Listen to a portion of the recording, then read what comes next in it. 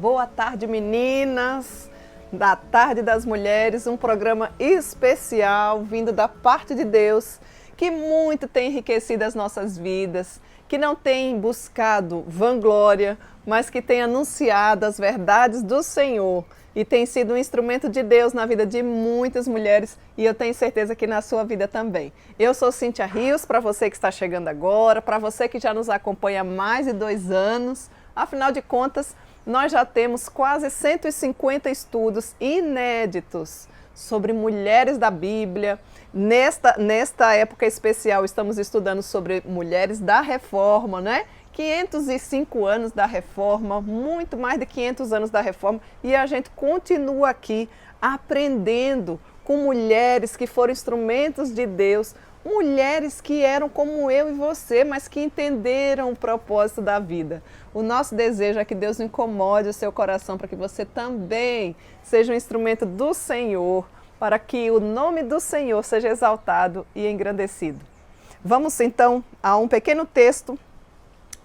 Anunciamos a semana passada sobre João Calvino, um dos grandes reformadores, e inclusive a esposa dele também estava ali na lista das grandes mulheres. E hoje eu quero trazer para você um pouquinho da história de quem foi Lutero. Lutero também foi um grande reformador, um grande homem de Deus, levantado por Deus naquela época, que muito contribuiu para a reforma. Então vamos lá, Contribuição de Lutero para a Reforma, é o título que nós queremos deixar aí para você.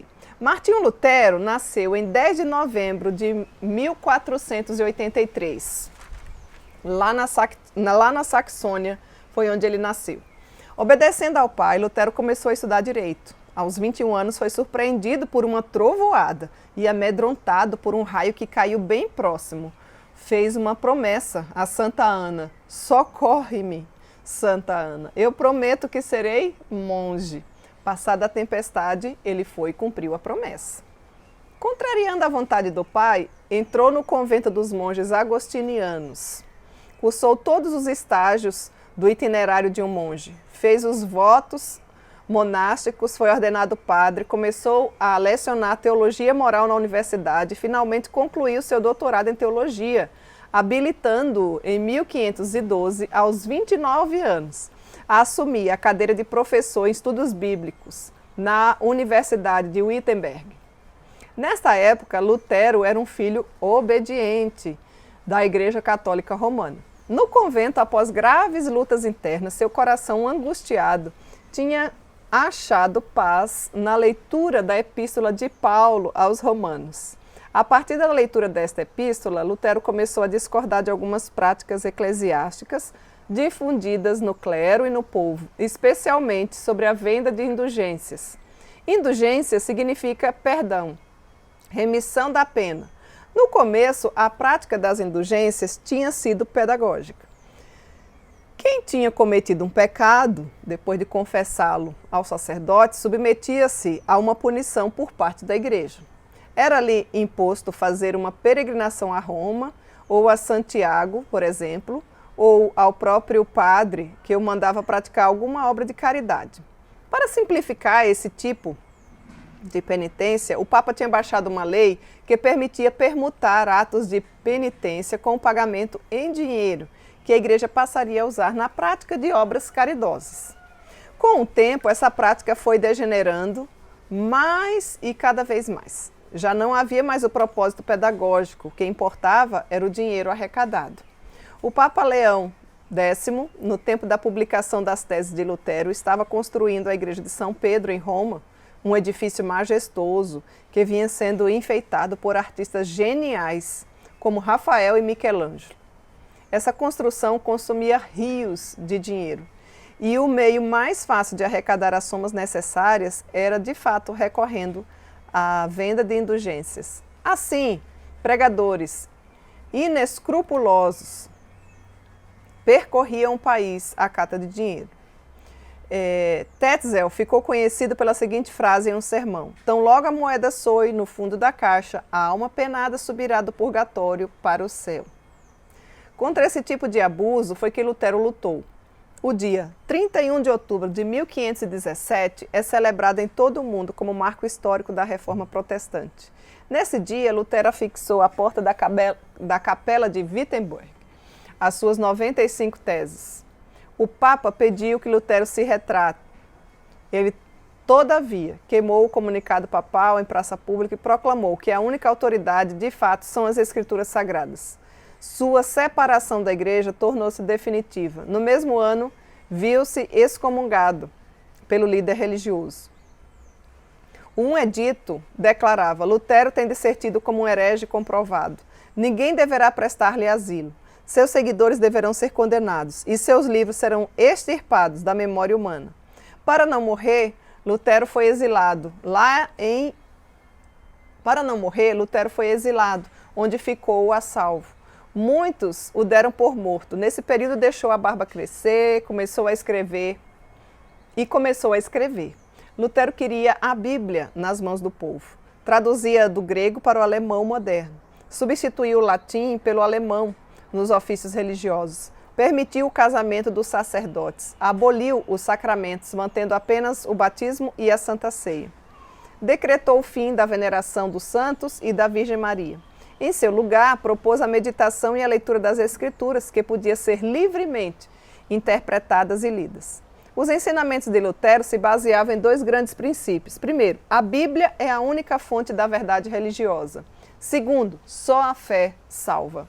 Segundo Lutero, a igreja deveria renunciar a todos os bens materiais. Os bens existentes deveriam ser repartidos. Educação foi outra área que ele mudou. Para Lutero, o progresso de uma cidade não depende apenas do acúmulo de grandes tesouros, da construção de muros de fortificação, de casas bonitas, mas sim quando possui muitos homens bem instruídos, muitos cidadãos ajuizados, honestos e bem educados. Outra importante área que Lutero atuou foi na música. Ele desenvolveu o conceito de música popular, ou seja, música para o povo.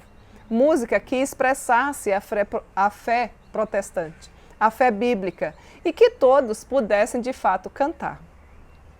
Lutero entendia que a música é serva da teologia e que cantando o povo poderia guardar com mais facilidade os conceitos cristãos. Um dos seus hinos mais conhecidos é o de número 155, chamado Castelo Forte. Em 1525, Lutero contraiu matrimônio com Catarina van Bora, que antes tinha sido freira e transformou-se em uma esposa admirável. Lutero faleceu em 1546, deixando um legado de conquistas que mudaram a história do mundo a partir de sua bravura e coragem. A Deus rendamos graças por ter levantado este grande homem, que foi o instrumento de Deus para hoje também seguirmos e existirmos. E aqui fica um pequeno relato sobre a vida de um outro grande reformador, chamado Lutero.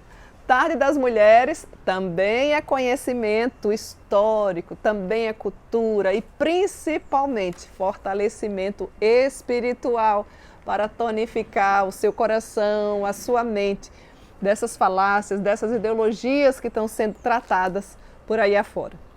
Gostaria então que agora você pudesse aprender com mais outra coletânea, outra série de mulheres que foram verdadeiros instrumentos de Deus. E dentre elas, hoje, você vai conhecer um pouquinho da esposa de Lutero, Catarina van Bora. Vamos embora? Vamos lá observar quem foram essas mulheres?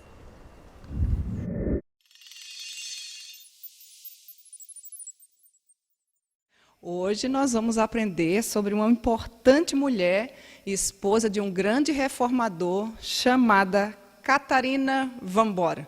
Sabe de quem ela foi esposa? Nada mais, nada menos do que Martinho Lutero. Atente aí, vamos ouvir um pouquinho da sua história. Uma das figuras mais importantes da Reforma Protestante do século XVI foi, sem dúvida, Catarina van Bora.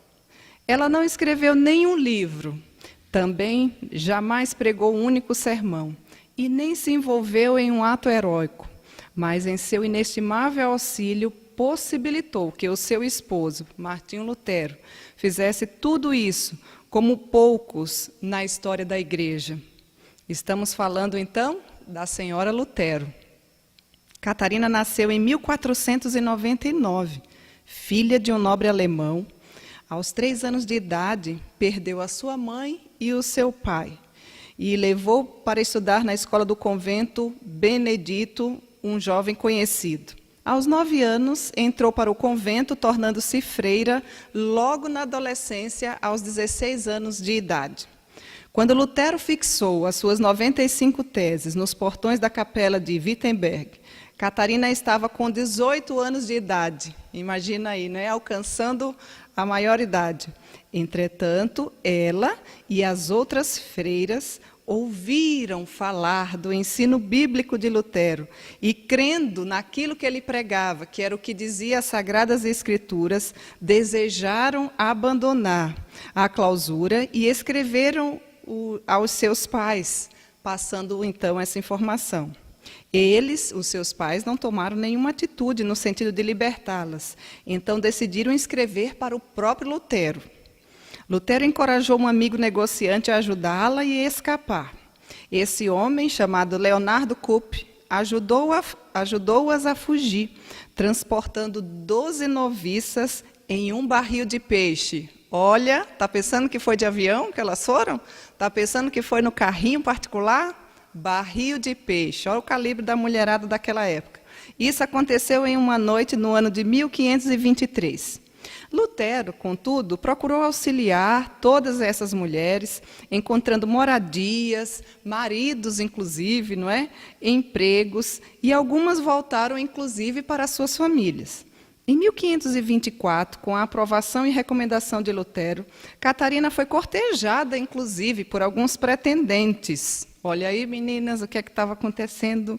Mas ela se recusava e costumava dizer que só se casaria se fosse com o doutor Lutero ou alguém muito parecido com ele. Eu acho que ela já estava batendo o coração lá por Lutero, né?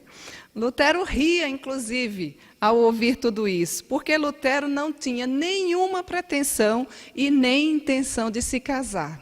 Oh, Senhor, como que ficava a cabeça dessa Catarina, né? Por isso que o sobrenome dela é Vambora. Porém, gradualmente, tanto pela convivência, como por insistência, inclusive, de alguns amigos que diziam a Lutero, acabou-se Lutero se comprometendo e achando interessante, de fato, casar-se com Catarina. Eles ficaram noivos em 13 de junho de 1525 e se casaram em 25 de junho do mesmo ano. Demorou para decidir, mas foi rápido quando assumiu o compromisso, hein? Esse era homem de verdade. Muitos foram, inclusive, contra o casamento, pelos motivos mais variados que você pensar. Primeiramente, ainda não se admitia que os religiosos, naquela época, contraíssem o próprio matrimônio, ou seja, se casar era algo, você tem que pensar naquela época, né? Então, era algo assim que não era comum. Tratava-se muitas vezes, inclusive, de um escândalo, quando um religioso dizia que ia se casar. Segundo, porque a vida de Lutero estava também em perigo. Perigo por quê? Devido à luta que o reformador vinha travando contra a própria Roma, sendo considerado, inclusive, herege por muitos, e, por fim, também por causa da diferença da idade. Porque Catarina tinha 26 anos e Lutero tinha 42 anos, quando, de fato, se casaram. Então, vejam que eles tiveram aí alguns contrapontos que não ajudavam muito para que o casamento se realizasse. Mas, felizmente, o casamento ocorreu e eles viveram muito felizes por 21 anos, até a morte do reformador. São curiosos alguns escritos de Lutero sobre esse período inicial de sua vida matrimonial. O príncipe Frederico havia dado de presente a Lutero o prédio de mosteiro agostiniano de Wittenberg, e foi para lá que a família se mudou em 1525. Catarina reformou todo o mosteiro, administrou, colocou aquelas devidas coisas no lugar, como é comum a nós mulheres, não é?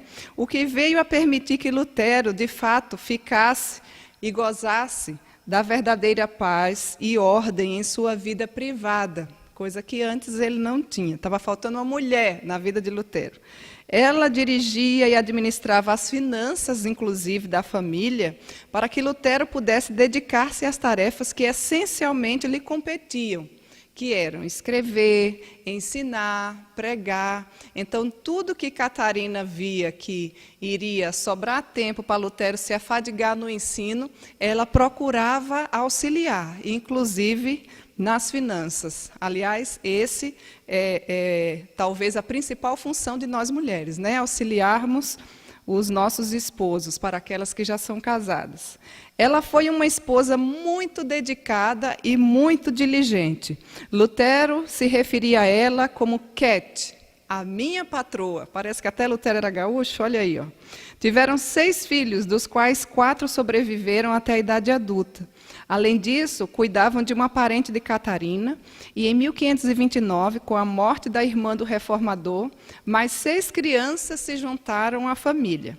Era comum haver, durante um dia, 30 pessoas no mosteiro, entre hóspedes, viajantes em trânsito e estudantes. Então, veja que Catarina certamente era uma mulher hospitaleira, uma mulher diligente, uma mulher preparada, uma mulher que exalava o bom perfume de Cristo, também cuidando do seu lar e das necessidades que o Senhor ali lhes concedia. Desse modo, a rotina diária de Catarina era, de fato, bastante atarefada. E eu quero dizer para você um detalhezinho aqui, que Catarina com certeza não tinha micro-ondas, não tinha geladeira, não tinha um fogãozinho elétrico, só tchic, né? Não, ela não tinha essa facilidade que nós temos, mas costumava ter pelo menos e cuidar e atender muito bem 30 pessoas diariamente. Por que é que você está reclamando que está cuidando só de um? Ela tinha uma horta ainda, tinha tempo para fazer horta, um orquidário, confeccionava material para a pescaria e ainda adquiriram uma fazenda onde criava gado, galinha, fabricava, inclusive, outros produtos caseiros. Também gostava muito de ler e bordar, nossa querida Catarina. Lutero costumava chamá-la de a estrela de Wittenberg, já que diariamente ela levantava às 4 horas da manhã. Ainda era de madrugada, para poder dar conta de tantas responsabilidades que o dia lhe reservava. Seu marido a encorajava em seus estudos bíblicos devocionais e sempre sugeria algumas passagens particulares para que ela memorizasse das Escrituras. Quando ele se encontrava cansado, deprimido, era a vez de Catarina de ajudá-lo. Sentava ao seu lado, lia a Bíblia, cantava, e aquilo edificava muito o seu coração. Lutero e Catarina eram pais diligentes, disciplinando seus filhos sempre em amor. O seu lar era famoso pela vitalidade e a felicidade que ali reinava. Todos que olhavam diziam, ali se encontra uma família feliz. Dessa forma, a família do reformador tornou-se um modelo para as famílias cristãs alemãs por muitos e muitos anos. Lutero considerava o casamento como a melhor escola para moldar o caráter e a vida familiar, um meio excelente, inclusive, e apropriado para treinar e desenvolver as virtudes cristãs da firmeza, paciência, bondade e humildade. Lutero faleceu, então, no ano de 1546, e Catarina ainda viveu por mais 6 anos como viúva. Ela chegou a ver seus filhos atingirem a idade adulta, alcançando posições de influência, inclusive, na sociedade. Os descendentes de Lutero que ainda vivem, descendem de sua filha Margaret, dentre eles o ex-presidente da Alemanha, Paul Windberg. Catarina morreu em 20 de dezembro de 1552, na cidade de Torgau.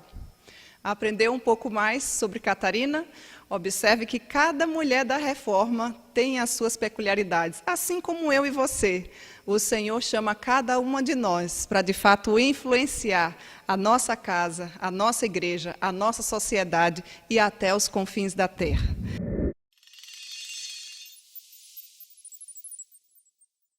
Vamos, então, aprender sobre mais uma mulher da Reforma nesta hora? Sabe quem ela é? O nome dela é Charlotte de Mornay. Olha, vamos lá, observar um pequeno vislumbre da vida desta mulher. Charlotte nasceu em fevereiro de 1549. A sua mãe morreu católica, enquanto seu pai tornou-se, sim, protestante em seus últimos anos de vida, após ter contato com o protestantismo numa viagem feita até a Alemanha. Charlotte casou-se em 28 de setembro de 1567 com um nobre, um bravo e zeloso huguenote, que infelizmente logo morreu por conta de uma febre, cerca de 2 anos após o seu casamento. Então ela ficou casada apenas 2 aninhos. Também foi uma mulher marcada por perdas. A morte do seu esposo a deixou em difíceis condições financeiras, mas o Senhor levantou amigos que a ajudassem. Charlotte se encontrava em Paris no dia do terrível massacre de São Bartolomeu e foi salva, de fato, somente pela providência divina. Lembram que nós mencionamos no estudo passado que mais de 25 mil pessoas haviam falecido por conta da sua fé nesse massacre chamado, Massacre de São Bartolomeu. Sua mãe tentou fazer com que ela comparecesse ainda à missa, que era a igreja que ela frequentava anteriormente, para que pudesse ver se a sua vida seria salva. Mas ela se recusou, e a sua fé reformada, ela tinha plena convicção de que era, inclusive, mais preciosa do que a sua própria vida. Fugindo por várias cidades, Charlotte chegou a Sedan, onde permaneceu em segurança, visto que o duque de Bouillon, que era o seu governante, era adepto ali da fé reformada naquela ocasião. Foi enquanto se encontrava ali que ela conheceu Philippe de Mornay, que se tornou seu segundo esposo, já que ela era viúva, um dos mais devotos huguenotes, e que, assim como ela mesma, havia também conseguido escapar, quase que miraculosamente, do massacre de São Bartolomeu. Ele era reconhecidamente um ilustre cristão, estadista, soldado e escritor. Casaram-se então, depois de algum tempo, no dia 3 de janeiro de 1576. Depois de morarem na Inglaterra e Holanda, lugares que seu marido havia sido enviado como embaixador, eles retornaram posteriormente para o sul da França, onde passaram ali a viver como família. Enquanto ela se encontravam, ocorreu um caso curioso de disciplina, inclusive na Igreja Reformada. Olha que interessante. Naquela época, o que aconteceu? Vamos ver. Os líderes daquela congregação, eles eram muito rígidos, muito rigorosos, quanto à simplicidade no vestir, assegurando, inclusive, de ser impróprio para as mulheres cristãs o simples fato de usar frisos de cabelo. Quem dera os nossos problemas dos dias de hoje fossem esses, tão pequenininhos, Chegando, inclusive, a proibir esses adereços com ameaça até mesmo de exclusão da Santa Ceia. Olha os desafios das mulheres reformadas daquela época, Eles citavam como argumento para isso os textos de 1 Timóteo, capítulo 2, verso 9, 1 Pedro 3, 3. Charlotte, contudo, e suas filhas ficaram um pouco resistentes quanto a isso, ou quanto a essa imposição, E foram, inclusive, proibidas de participar da Santa Ceia do Senhor. Ela se defendeu biblicamente, dizendo que em nenhum outro lugar a Igreja Reformada havia agido dessa maneira, e que em 1 Timóteo, capítulo 2, verso 9, assim como Calvino já havia feito algumas exposições, mostrando nos seus preciosos comentários, que esta referência era muito mais a forma de costumes do que propriamente e literalmente por um simples frisado de cabelo. Não fomos informados como se deu a conclusão dessa questão, nós não temos esse retorno histórico, Mas parte da sua família passou a atender a ceia do Senhor em uma congregação reformada da vizinhança, e ela, em 1589, retirou-se daquele lugar por conta de outras questões maiores.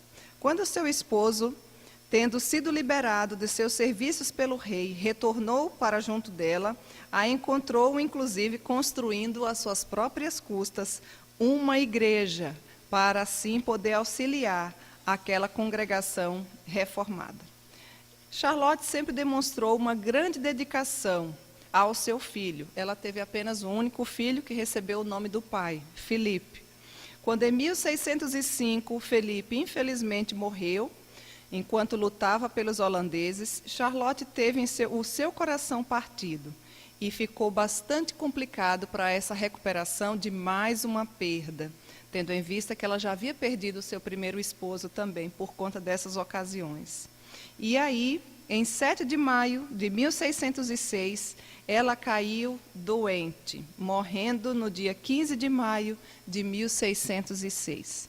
O seu esposo prestou um belo tributo à sua memória quando afirmou a seu respeito: ela me ajudou a viver bem, e pela sua piedosa morte também me ensina a como morrer bem. E assim a gente pôde aprender um pouquinho mais sobre mais uma mulher da Reforma chamada Charlotte de Mornay.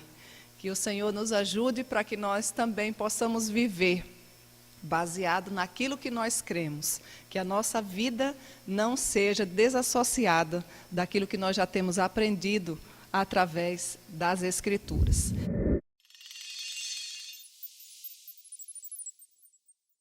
Nós vamos aprender um pouquinho mais, ter um pequeno vislumbre sobre uma mulher chamada Louisa de Coligny. O que é que você sabe sobre ela?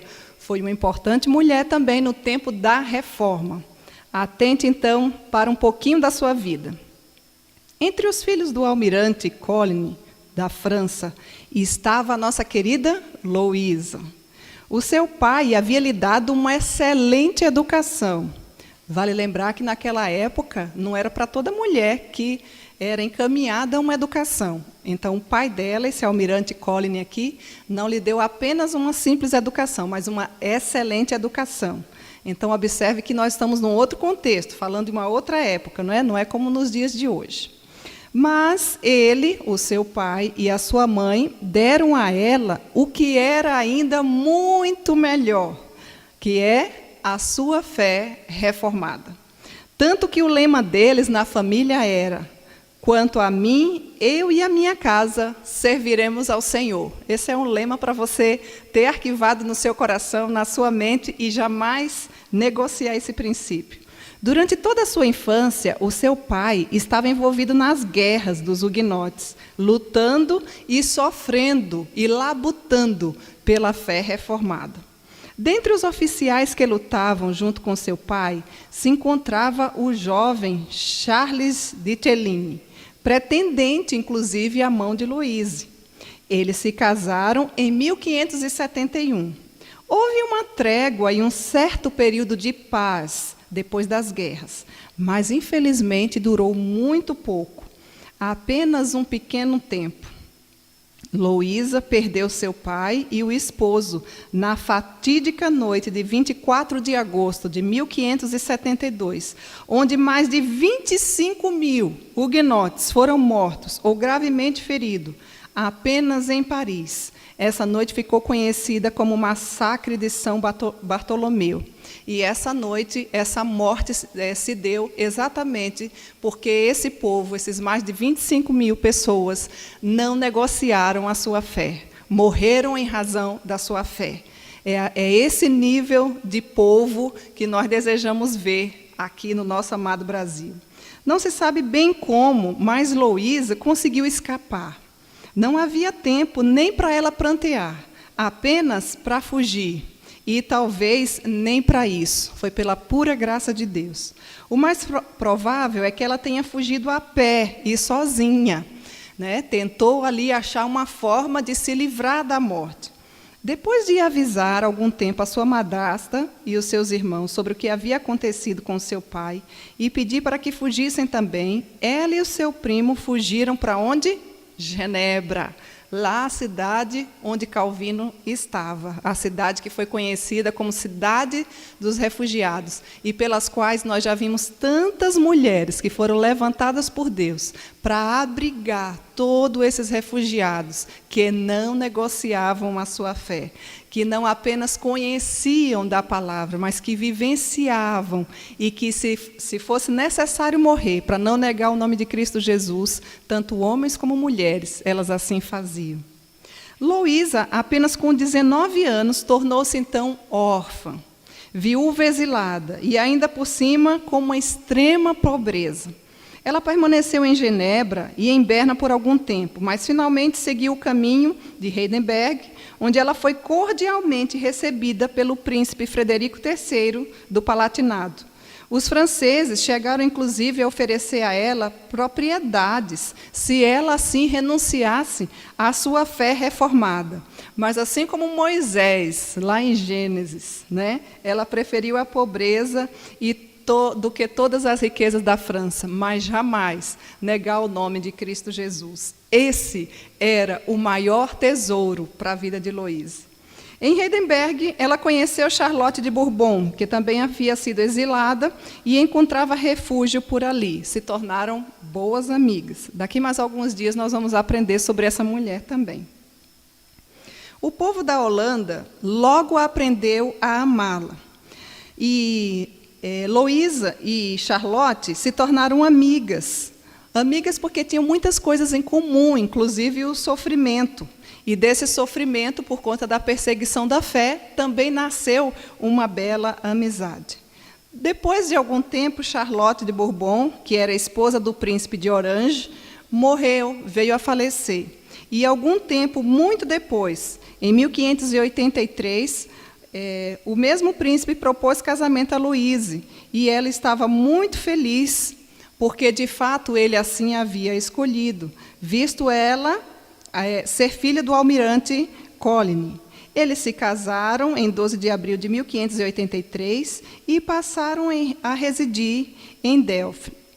O povo da Holanda logo aprendeu a amar Louise. O seu charme pessoal e os seus modos bem polidos encantavam os seus súditos. O povo holandês havia, sim, reverenciado Charlotte, mas agora amava a querida Louise. Em 28 de fevereiro de 1584, nasceu a ela um filho, o príncipe Frederico, que depois viria a ficar conhecido como o tão ilustre príncipe de Orange e líder dos holandeses.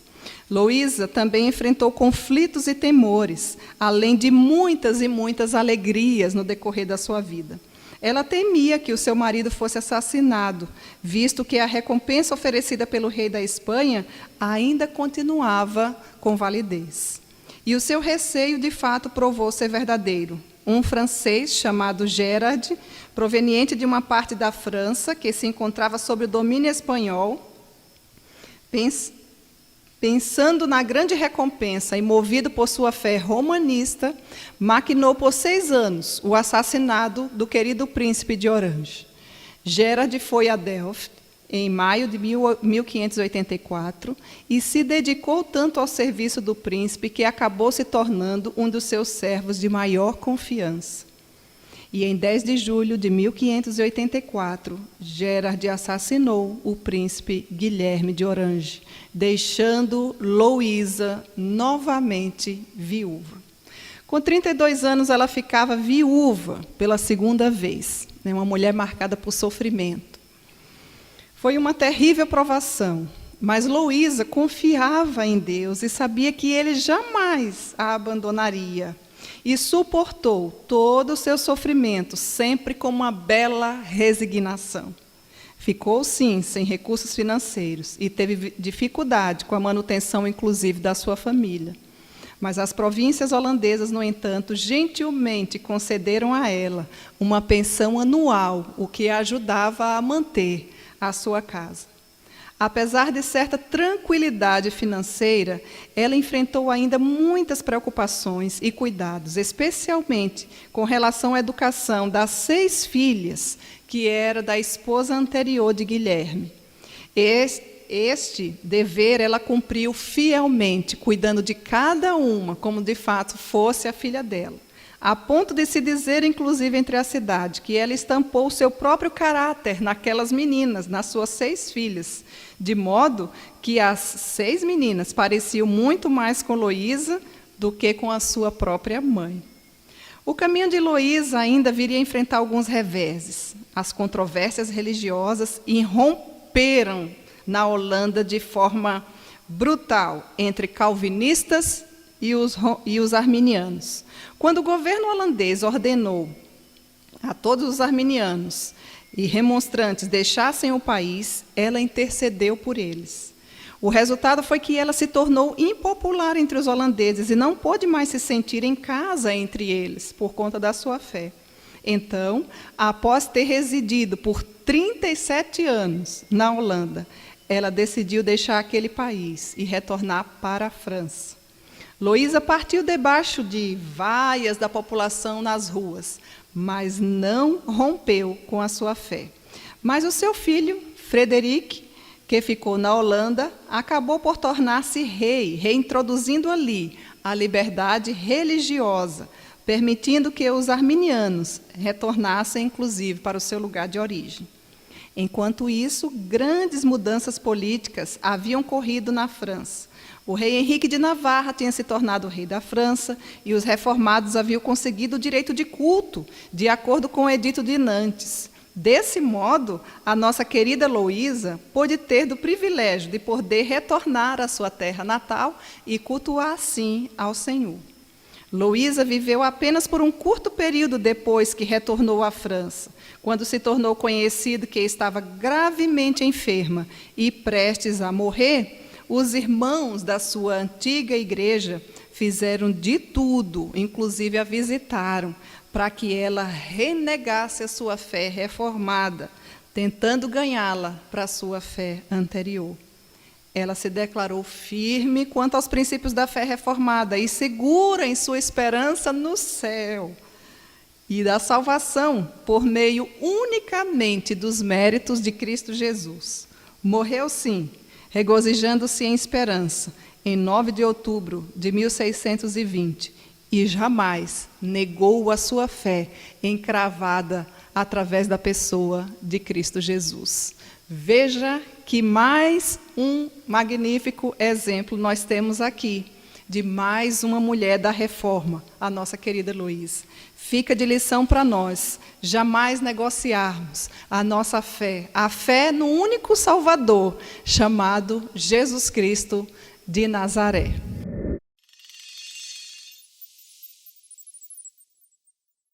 René d'Este. O que é que você sabe sobre ela? Nós já temos aprendido e ouvido um pouquinho sobre essas mulheres que fizeram a diferença no seu tempo. E o nosso desejo é não apenas trazer o conhecimento, mas que você também possa ser uma mulher levantada por Deus para fazer diferença nos dias de hoje. Vamos então ouvir e aprender um pouco mais sobre esta mulher? Até mesmo pela Itália, que era lá a terra do Papa, a reforma também se espalhou e chegou por ali. E uma das suas grandes protetoras ali foi a duquesa René d'Este. Ela não era italiana de nascimento, e sim francesa. Ela nasceu no dia 15 de outubro de 1510. Os seus pais desejavam muito ter um filho, que pudesse, inclusive, herdar o trono francês. E aí, quando nasceu uma menina chamada René. E os pais dela ficaram grandemente desapontados, porque o sonho deles era que a linhagem pudesse ser passada e precisava ser um homem e não uma mulher. Desprezada, então, por seus pais, por ser mulher, ela era bela em seu caráter. E, sendo filha do rei, teve sua mão avidamente cobiçada e disputada. Até o rei Henrique VIII, lá da Inglaterra, pediu sua mão em casamento, a fim de que ela viesse a suceder Catarina de Aragão. René havia crescido duplamente órfã. Primeiro porque os pais ficaram bastante tristes, porque não nasceu um menino, conforme eles desejavam, em cima a mulher, não é? E o outro motivo do porquê que ela ficou órfã é que a sua mãe morreu quando ela tinha apenas 3 aninhos de idade. E o seu pai, quando ela tinha 5 anos. Então, veja que é uma menina que, desde a infância, é marcada por desprezo, por morte, por perdas e por sofrimento. Muito pequenininha, né? Para já ter passado por tantas lutas assim. Ainda assim, ela foi muito bem treinada sobre os cuidados da rainha Margarete de Navarra. Inclusive, nós já vimos sobre ela aqui. E, debaixo da influência de adeptos dos reformados, ela, desde cedo, inclinou-se à religião como os reformados eram chamados de fato naquela época. Em 1528, com apenas 18 anos de idade, casou-se com Hércules, que era o duque de Este, e se mudou para o norte da Itália. A sua sogra era a famosa e infame Lucrécia Borgia, reconhecida por seus brilhantes talentos e por sua terrível maldade e astúcia. Era uma sogra que ninguém queria ter. Foi um casamento político, é bem verdade, mas René foi para a Itália para ser uma esposa fiel. A corte do seu esposo era um centro literário. René convidou as mentes mais brilhantes da Europa. Ela herdou todas as virtudes do seu pai, unidas a toda a bondade de sua mãe. E mesmo na Itália, permaneceu fiel à sua fé reformada e, por esta razão, foi severamente destratada pelo seu esposo. Como seu sogro, o duque Afonso, era devoto católico romano, ela só poderia cercar-se de influências reformadas por meios indiretos. Selecionou, portanto, como tutores para os seus filhos alguns mestres reformados. E dito que Calvino agraciou também a sua corte por um período e proferiu palestras sobre assuntos religiosos na capela do palácio, e o número de reformados foi crescendo dia após dia, inclusive pelo seu auxílio de sempre. Mas, em outra visita, a convite de René, o próprio Calvino foi preso em sua corte, com permissão do seu esposo. René, no entanto, arranjou tudo para que ele escapasse, cruzando inclusive os Alpes e assim auxiliando o nosso grande reformador, João Calvino. O seu esposo permitiu que a Inquisição enchesse os seus calabouços de prisioneiros, mas ele não pôde impedir a sua esposa de visitá-los em suas aflições e sofrimentos. E era muito comum que ela por ali passava e lhe trazia palavra de esperança a cada um daqueles que de fato estava sofrendo por conta da sua fé. Ao final, todos os reformados foram expulsos dali. Ela sofreu grande pesar por seu isolamento na Itália, como escreveu em uma carta à rainha Margarete de Navarra. Tendo destruído seus amigos, os papistas agora se voltaram também contra ela. Não obtendo sucesso em convertê-la ao romanismo, ordenaram ao duque que a excluísse de toda a sociedade. E em 1555, ela foi colocada em confinamento solitário por conta da sua fé, não sendo permitido a ela nem livros, nem visitas, e os seus filhos mais novos também foram enviados para o convento, mesmo sem a sua permissão. Ameaçada e abandonada por todos os que lhe eram chegados, ela foi enfraquecida até que teve que aceitar uma missa forçada. Calvino manteve contato com ela durante todo o tempo por correspondência, tentando guiar a sua mente, auxiliá-la de modo correto e fortalecê-la debaixo das perseguições que lhe eram constantes, diárias e cruéis. Em 1559, o seu esposo morreu, deixando para ela um testamento e a sua fortuna, desde que ela permanecesse católica. Mas a sua fé não estava morta, apesar de todo o sofrimento, e ela novamente fez uma ousada declaração pela sua fé reformada. E assim ficou sem toda a herança, e era uma fortuna gigante, por conta da sua fé, por não ter negociado os princípios. O seu filho, forçado pelo Papa, deu a ela uma alternativa de tornar-se católica ou deixar a Itália. René optou, então, por deixar a Itália, mas jamais negar o nome do seu único e suficiente Salvador, Jesus Cristo. Veja que magnífica história. Precisamos de mulheres assim, aqui no nosso amado Brasil, que não negociem os seus princípios, que, se necessário for, morrer por conta da sua fé, que não venha, de fato, a negar o nome de Cristo Jesus. Que esta bela história verídica, não é? Na pessoa da Duquesa de Este, sirva de inspiração, minha querida mulher, para a minha vida e também para a sua vida.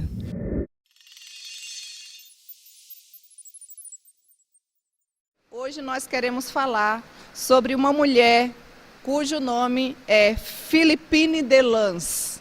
Já ouviu falar sobre ela?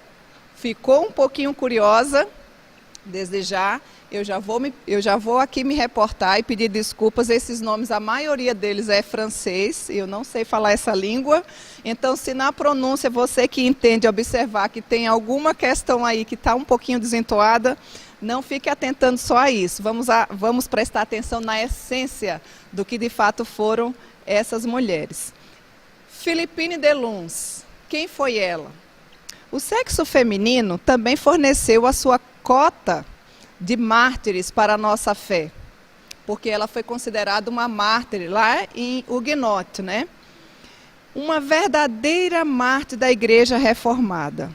Ela nasceu em Ganzgofne, na França, e ainda jovem se casou com um nobre homem chamado von Gramberon. Ela o acompanhou até Paris e veio a congregar-se, sim, na Igreja Reformada, da qual seu esposo era presbítero. Só que ela ficou viúva com apenas 23 anos, bem novinha, não é? No dia 4 de setembro de 1557, juntamente com centenas de franceses, Philippine participava da ceia do Senhor com muita alegria. Quando pretendiam voltar para casa, após ter passado esse momento, uma multidão tentava arrombar as portas de onde eles estavam, porque o povo, inflamado pelo fanatismo, acreditavam que aqueles huguenotes haviam sido a causa da derrota do exército francês. Muitos homens, então, decidiram lutar e enfrentar a multidão naquela hora. Alguns até conseguiram escapar. Mas muitas outras pessoas, incluindo Philippine, permaneceram para trás, sendo levadas presas, quando o dia assim amanheceu. Philippine permaneceu em uma horrível prisão por um ano inteiro. Sabe por que ela permaneceu na prisão? Por conta da sua fé. O seu testemunho pelas verdades cristãs foi tão firme que eles a colocaram em uma prisão ainda mais isolada, sendo sentenciada a um confinamento solitário. Se você está achando ruim o confinamento que nós estamos precisando fazer nessa época de pandemia, vamos abrir aqui um parênteses, imagina Philippine, né? Você está em casa, mas você tem todo o seu conforto, tem os seus familiares, ninguém está buscando lhe matar por conta da sua fé. Essa foi a única causa pela qual Philippine foi presa. E ela recebia ali na prisão várias visitas de alguns homens que instigavam para que ela de fato não confessasse a Jesus Cristo como seu Senhor, mas em nenhum momento ela o negou. Será que você tem uma fé tão firme a ponto de entregar a sua própria vida e, se necessário for, morrer por conta da fé cristã? Philippine foi uma dessas mulheres que nos ensina a viver assim. Mas enquanto isso, Calvino, grande reformador de Genebra, encorajava os príncipes protestantes da Alemanha a usar a sua influência junto ao príncipe francês, a fim de que esses prisioneiros pudessem ser poupados a sua vida, né? Inclusive Philippine. Mas, infelizmente, o pior veio a acontecer. Philippine foi trazida perante os seus juízes para julgamento. A prova a que foi submetida foi bastante severa, mas as suas respostas foram todas baseadas nas Escrituras. Assim como seu Salvador, em suas tentações, ela pôde responder a cada pergunta que eles lhe faziam com a palavra de Deus. E as perguntas e a condenação, ela não estava presa porque ela cometeu algum crime ou porque ela praticou algo que de fato a colocasse ali. A única questão aqui, ela foi presa por conta da sua fé, porque ela não negou a sua fé. Enquanto eles interrogavam, pretendendo que ela negasse a fé, e assim ela seria solta, ela, cada vez que lhe faziam perguntas sobre a fé, ela continuava firme e em nenhum momento ela negou a pessoa bendita de Jesus Cristo. Em 27 de setembro de 1558, então, Philippine foi sentenciada à morte, juntamente com um homem idoso chamado Clivet e um jovem chamado Gravel. Os três foram severamente torturados, muito torturados, e após a tortura foram lançados na capela da corte judicial.